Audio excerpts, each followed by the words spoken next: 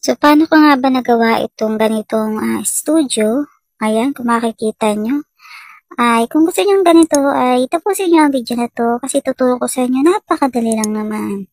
And then, mag-open lang kayo ng Google Chrome, mag-search kayo ng Gemini AI. Ayan, yung Gemini AI, yung kung nalalabas ang pipindutin nyo. And then, ito yung makikita nyo. Tapos dito, mayroon dito sa baba na Ask Gemini. Ilalagay nyo dyan yung prompt na kailangan natin. At then, pipindutin natin yung plus sign. Nagtatanong pala dito yung hindi na mapindot yung plus sign, sabi dyan sa comment section. So, wait nyo lang, baka naglo-loading. At ito nga, dinagdagan natin ng smiling face expression kung gusto nyo naka-smiling face. And then, upload files and media picker para mapili natin yung picture na ating gagawin.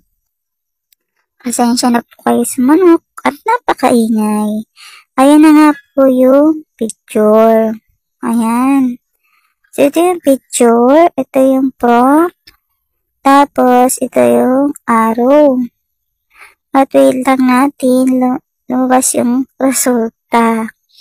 At ito palang prompt na to, ilagay ko sa description box aking YouTube channel.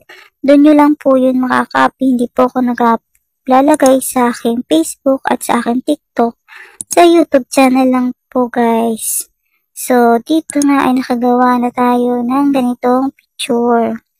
And then, kung wala kayong makita araw sa taas, ang gawin nyo, ilang press nyo lang yung picture at mayroon lalabas na ganyan. Pindutin nyo lang itong download image para masave na yan sa inyong gallery. So, ito pala ang aking YouTube channel. Dito, nag-upload ako ng mga tutorial katulad dito. At sa bawat video ay nandito nga pala yung mga prompt na ginamit ko. Kung interesado ka, ay pwede ka na bumisita sa aking YouTube channel. Siyempre, don't forget to subscribe, like, and share ng aking mga video. So, yun lang. Thank you for watching.